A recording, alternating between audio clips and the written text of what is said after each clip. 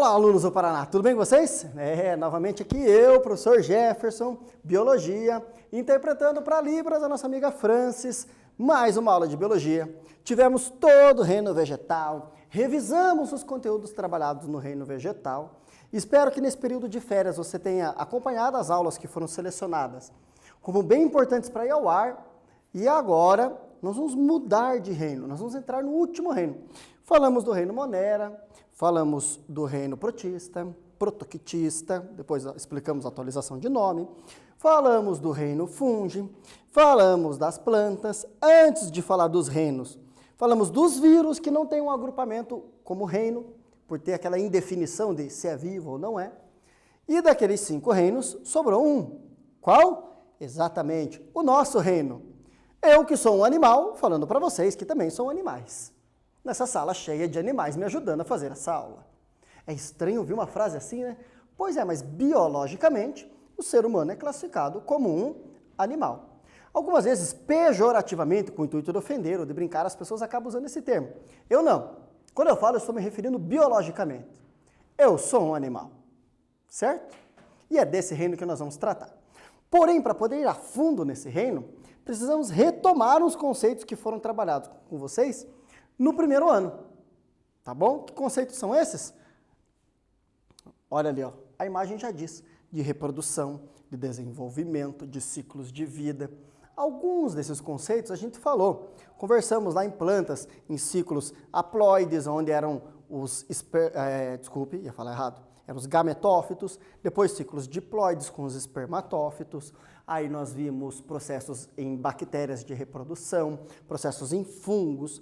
Agora vamos detalhar isso olhando somente para o nosso reino. Perfeito? Então vamos lá. Serão 3 aulas de retomada. Essa sobre esses conceitos fundamentais. A próxima aula retomaremos a embriologia e o desenvolvimento embrionário, a formação dos gametas. E na última aula de retomadas, falaremos sobre o quê? Os tecidos animais. Esses aglomerados de células, como eles se comportam, que estruturas eles coordenam e desenvolvem. Perfeito? Mas, que bom que você está tranquilo, porque são só retomadas. Assim que estamos voltando das férias. Mas perceba o aprofundamento que eu vou trazer nesses temas. Então, não é um voltar das férias, continuar a brincar. Né? São de férias, brincando. Não, é voltar das férias cada vez mais profundo no assunto. Perfeito? Que bom que você está atento a isso. Vamos lá. Para falar sobre reprodução, trouxe um texto para vocês sobre cuidado parental. Como é essa história dos pais cuidarem dos seus filhos no reino animal. Cuidado parental. Como as diferentes espécies cuidam dos seus filhotes. Uma reportagem que eu tirei lá do site do UOL. Todo comportamento, materno ou paterno, de cuidado com a prole, com os descendentes, até que ela alcance a independência física, é chamado de cuidado parental. O cuidado parental aumenta a probabilidade de sobrevivência dos filhotes e, consequentemente, aumenta o sucesso reprodutivo da espécie. O cuidado parental pode ter início antes mesmo do nascimento da prole. É o caso do preparo de ninhos, tocas e outros abrigos para receber os filhotes ou os ovos. Uma curiosidade a respeito dessa matéria é que ela não é nada recente, né? Porque, veja, ainda usa trema aqui na escrita da língua portuguesa. Preservei como ela é na sua originalidade. Outra coisa interessante, que eu como biólogo, eu olho para as pessoas quando elas se comportam e eu fico imaginando esse comportamento animal nelas. Por exemplo, eu tenho um primo que está esperando o seu primeiro filho e eles estão arrumando o quarto para a criança. Então estão lá tirando as bugigangas que tinham no canto da casa, preparando, montando um berço, um protótipo de guarda-roupa. Imagina um João de Barro fazendo um ninho. É o que vem à minha cabeça, gente. É engraçado isso, né? Eu fico pensando num jacaré puxando folhas para a fêmea poder fazer a postura dos ovos. Então, eu fico imaginando, comparando esse comportamento humano com esses outros seres. Quando eu vejo, por exemplo, vocês, alunos meus, quando vocês estão na época de cortejar um ao outro, né? Então, os meninos querendo mostrar para as meninas que eles são o melhor cara para ser o marido no planeta, ou as meninas querendo mostrar para os demais que elas são a melhor mulher para ser a esposa. Gente, como eu enxergo os outros animais do reino animal nisso, É incrível. Eu fico imaginando lá um canarinho cantando bravamente perto dos outros para cantar mais alto que os outros e mostrar que ele é o mais forte, o mais saudável, que tem os melhores genes. Você já viu uns piá gritando no recreio, por acaso? Ah, tá. Entendi. Quem é o ser evoluído da história, então? O canarinho, né? Obrigado. Ou quando os meninos estão brigando, né? Eu lembro quando eu vi, por exemplo, um documentário falando sobre os elefantes marinhos e os machos brigando para disputar um harém de fêmeas, e um macho muito fraco que não tinha condição de brigar com ninguém, reproduzindo com as fêmeas enquanto os maiores brigavam, né? E isso também se repete no reino animal, dentro dos seres humanos, né? Umas coisas assim que é muito engraçado. Né? É como se todos os demais comportamentos que existem nos demais animais tivessem sido concentrados na espécie humana, ou como se o comportamento humano tivesse sido pulverizado no resto do reino animal, tudo uma questão de ponto de vista. Eu prefiro imaginar que nós somos os melhores copiadores da natureza. E nós copiamos tantos comportamentos quanto a gente pode observar. E é muito interessante isso. Nós preparamos ninho, nós cortejamos, nós queremos mostrar que somos eficientes, nós temos o efeito manada quando estamos próximos uns dos outros, o comportamento muda quando estamos individualizados, a situação já é diferente. Gente, é incrível isso, né? Toda essa ciência que analisa o comportamento chama-se etologia.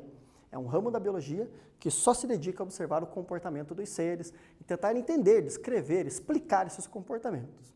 Né? Um agradecimento ao professor Emílio, lá da Universidade Federal do Paraná, que me apresentou isso, e é algo maravilhoso de se estudar. Se você acha interessante também, quando você assiste esses documentários, a maior parte deles falam de etologia, o comportamento de caça, o comportamento de reprodução, o comportamento de sono, tudo isso é etologia. Perfeito? Seguimos em frente. Objetivos da aula de hoje. Nós estamos somente conceituando as coisas. Então, estudar e viver feliz, olhando para os outros animais, copiando os comportamentos deles. Copie só os comportamentos quando eles estão felizes. Quando eles estão tristes, não copie. Revisar conceitos básicos de reprodução e relembrar os mecanismos principais de desenvolvimento. Reproduzir é gerar descendentes. Desenvolvimento é partir lá das primeiras fases de vida até as etapas adultas. Isso é desenvolvimento. Perfeito? Só lembrando vocês, anotações no caderno e o uso dos aplicativos disponíveis. Confirme frequência na aula, lá no sala de aula. Não é chegar a clicar lá só em atividade concluída. Isso não confirma a frequência. O que confirma a sua frequência é responder à atividade. Perfeito? O que mais que vocês precisam fazer? Interajam na aula, levem os seus conhecimentos. Você que tem um animal de estimação, ou você que trabalha num local que tem criação animal, tem um sítio ou criação de cachorro, gente, traga as suas experiências, compartilhe. Tem dúvidas a respeito disso? Leve lá na aula, seu professor vai poder te ajudar, com certeza. Perfeito? Vamos lá, perguntinha básica para conectar o seu cérebro aos termos da aula de hoje. Processos reprodutivos geram novos seres. Existem dois tipos em geral, com presença de troca de material genético e sem essa troca. Qual o nome dos processos, respectivamente? Então, qual que é o nome do processo quando tem troca de material genético e o nome do processo quando não tem troca? Faz e eu já retorno.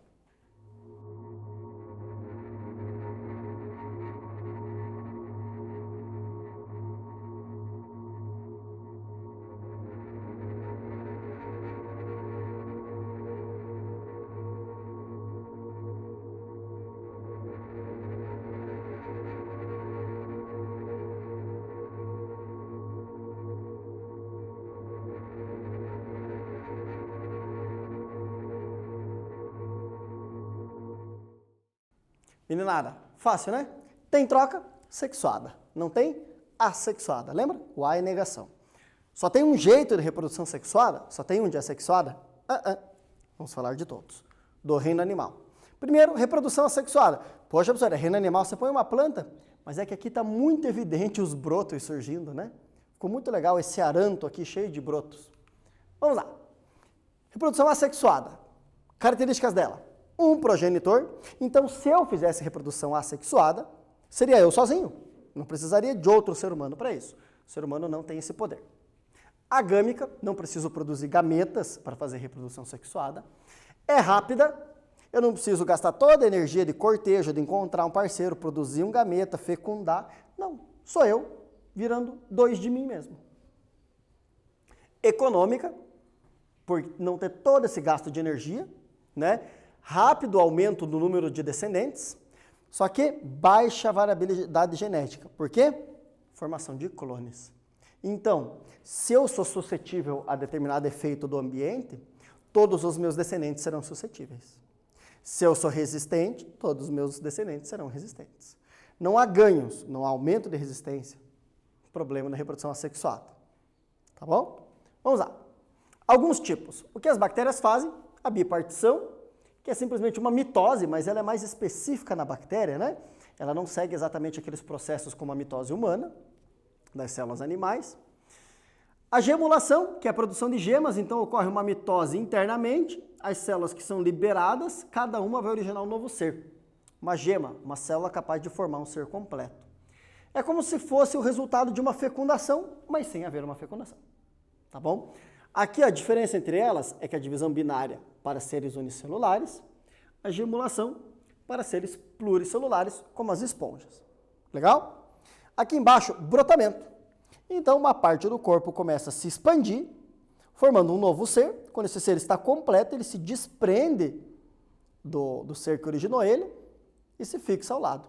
Também em esponjas. É como se mais ou menos assim, começasse a nascer um dedão aqui no meu braço, esse dedão virasse uma mão, essa mão um braço, um outro Jeffersonzinho inteiro. Quando ele ficasse completinho, ele se desgrudaria e sairia correndo por aí. Cópia perfeita de mim.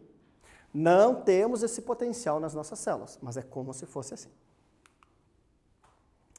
A respeito dos diferentes tipos de reprodução assexuada, algumas delas apresentam casos bem especiais. O nome específico, no caso de um organismo unicelular, que se divide espontaneamente em duas partes semelhantes e com as mesmas informações genéticas da célula inicial, denomina-se, fala o nome, anota tudo no seu caderno e eu já venho com a resposta correta.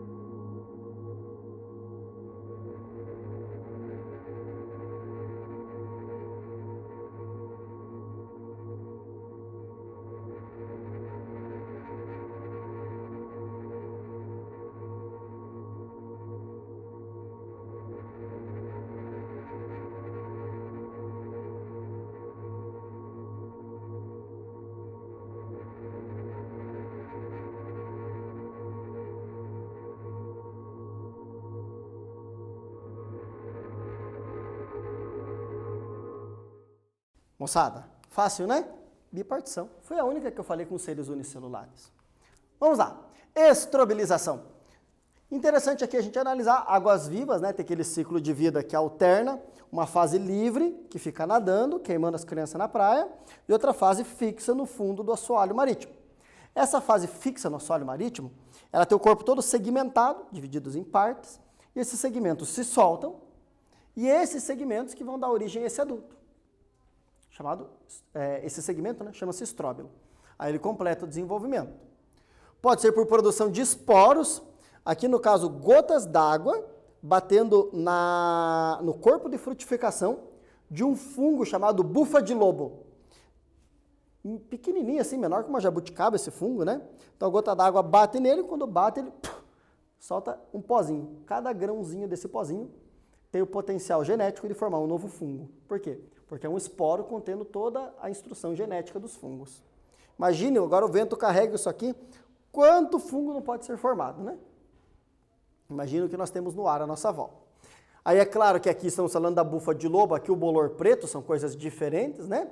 Mas o bolor preto está cheio de esporos no ar, ele encontra o seu pão e em pouco tempo ele se desenvolve ali, povoando o seu pão. Maravilha, né? Quanto mais rápido o bolor se desenvolver, gente, melhor é o seu pão. Já parou para pensar o seguinte? Nossa, esse pão não estraga nunca. Ah, perfeito. Fungos e bactérias são seres vivos, não são? Se eles não conseguem se instalar naquele seu pão, o quanto de vida aquele pão fornece? O quanto aquele pão é saudável para um ser vivo se desenvolver? E você está comendo ele, né? Pense quanto tempo leva para um pão caseiro embolorar. No prazo de uma semana, se você não comer, você perde ele, né? Entenderam só? Ele tem muito mais capacidade nutritiva do que um pão cheio de conservantes, com certeza. Pense nisso na sua alimentação, hein? Alimentação saudável. Agora outro processo aqui, ó. Um verme de corpo achatado, chamado planária, que é capaz de se rasgar ao meio, quando se sente sozinho, triste, solitário, quer um amigo. Não, quando quer reproduzir. Então tá lá a planária, quando ela precisa se reproduzir, ela simplesmente rasga o corpo ao meio. E a capacidade regenerativa é tão grande que produz um ser novo. Nossa, professor, como é que mata um ser desse? Se eu fizesse picadinhos, eu vou ter centenas delas? Sim, você vai ter centenas delas. A melhor solução é comer. Aí você destrói ela, perfeito? E um caso especial, muito incrível, que acontece no reino animal, tem algo parecido no reino vegetal, por exemplo, com as bananas, eu já vou comentar, mas é parecido. Leva o mesmo nome, mas não é a mesma coisa. Então vamos lá. Um óvulo se desenvolve sem ser fecundados. Como dizia o velho Chacrinha, ai, ai, ai, carrapato não tem pai. Por quê? Porque ele só é um óvulo que se desenvolve. Quando há fecundação, forma um ser fêmea. É muito interessante isso. Olha as abelhas como exemplo. Só esse pedaço aqui. Óvulos que se desenvolvem sem fecundação originam machos. Isso é um caso onde a fêmea gera os descendentes sem necessitar do macho. Agora, quando tem fecundação, óvulo mais espermatozoide, forma fêmeas, que conforme a alimentação, se a alimentação for mel, vira uma operária. Se a alimentação for geleia real, vira uma rainha. Perfeito? Meus queridos, aqui é um caso de reprodução assexuada. A fêmea não precisa do macho e ela gera um novo descendente. Isso daí chama-se partenogênese. Na banana, o que acontece é que o fruto se forma sem fecundação, mas não tem sementes, ou seja, não é reprodução. Mas também chamamos de fruto partenocárpico. E tem um episódio do Dr. House, lá naquela série antiga, que ele tenta justificar uma gestação lá, para ajudar a menina que não podia explicar em casa que estava grávida e que tinha tido relações sexuais. Ele tenta explicar que isso seria possível na espécie humana.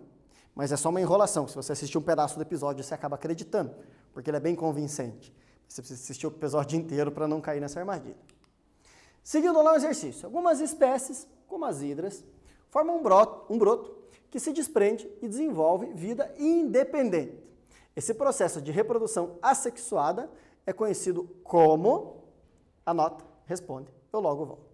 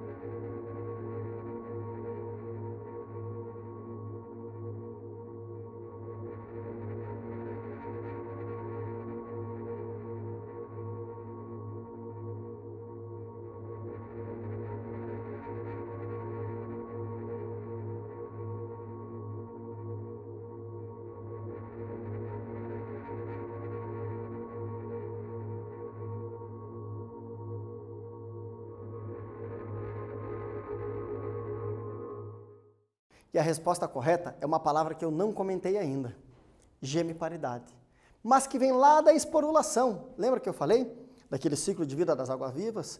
Por que ela recebe também esse nome? Porque o que é lançado é uma gema. Por isso o nome também pode ser gemiparidade. Por isso que eu escolhi essa questão. Se você ficou em dúvida, nossa, qual é o nome, o professor não falou. Sim, exatamente essa palavra eu não falei ainda. Mas agora você já sabe. O mesmo processo pode receber vários nomes. E esse é um ponto de atenção para a biologia.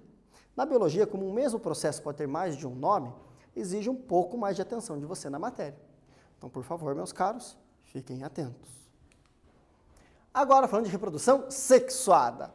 Aqui uma montagem, um desenho feito com computação gráfica de espermatozoides se aproximando de um óvulo, né? Tudo bem, parece um eclipse da lua cheia ali. Maravilha.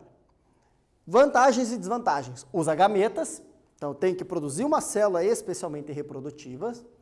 Olha lá, um óvulo cercado de espermatozoides. Isso aqui é uma imagem de microscópio eletrônico de varredura, que foi colorizada em computador, que ela é só preto e branco. E aqui uma animação do movimento do flagelo do espermatozoide, que ele não é um movimento ondulante, ele é um movimento em hélice. Tá bom? Mas a animação não ficou tão clara. É mais lenta, porque no mínimo vai demandar produzir o gameta e daí os gametas se encontrarem. Tem mais gasto de energia, porém produz algo muito importante, variabilidade genética. E é tão comum no reino animal, mais comum que as assexuadas, que pelo visto variabilidade genética é mais importante para os animais do que quantidade de indivíduos, por mais que esteja cheio de pernilongo por aí. E gera também um menor número de descendentes. Depende de uma fecundação acontecer. Não tem muita variedade no jeito, né? É um gameta masculino, um gameta feminino, fecundação. Mas vamos ver. Desculpe que eu não li aqui para vocês. Reprodução sexuada de bactérias não tem participação de gametas. Bactérias, aquele caso à parte, já falei na aula de bactérias, falarei hoje novamente. Reprodução sexuada. Os indivíduos podem ser monóicos, ou seja, os dois sexos no mesmo ser. Então, um cara só com os dois sexos, macho e fêmea ao mesmo tempo. O popular hermafrodita. Cuidado, hermafroditismo humano são algumas aberrações genéticas, esse é o termo que nós usamos, onde não tem os dois sistemas viáveis, tá?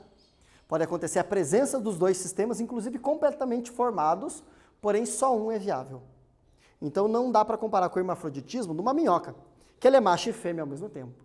Tendo lá uma vagina, dois pênis completinhos funcionando, saco de espermas, tudo perfeito em cada minhoquinha do planeta. Então toda vez que você vê uma minhoca, quiser chamar de minhoco, o que você quiser, tá valendo. Tá perfeito. Tá bom? E aí tem os seres dioicos, onde tem machos e um outro organismo que é fêmea. Qual a definição de macho? Macho. Você é macho de verdade? Então você produz gametas em grande quantidade e gametas móveis. Essa é a definição de macho. Você é fêmea? Mas é fêmea mesmo?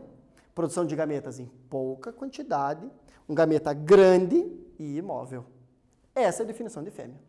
Então, machão, veja se você se enquadra nessa definição. Aí você é macho.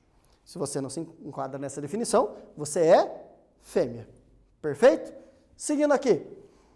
Olha só, leões são uma espécie que tem dimorfismo sexual. O formato do corpo do macho é diferente do formato do corpo da fêmea. Na espécie humana tem dimorfismo sexual? Sim. Olha só para mim. E olha para a nossa querida intérprete. Como é perceptível a diferença no formato do corpo. Isso é visível. Então temos dimorfismo sexual. No pavão, então, meu Deus, olha a diferença do macho para a fêmea. Então, com dimorfismo sexual. Nas plantas é algo engraçado. Tem plantas hermafroditas que têm a mesma flor com os dois sexos. Tem plantas hermafroditas que têm flor masculina e flor feminina. E tem plantas que são dioicas, plantas macho e plantas fêmea. Tudo varia. Tá bom? Tem plantas que fazem autofecundação? Sim. Tem animais que fazem autofecundação? Também. Agora, tem animais hermafroditas que não se engravidam? Tem. Assim como o milho, que tem o pendão, que é masculino, e a espiga, que é feminina, e ele não consegue se autofecundar, e o feijão, que faz autofecundação na própria flor, temos a minhoca, que tem os dois sexos, mas não consegue se autofecundar, e a tênia, que tem os dois sexos e se autofecunda.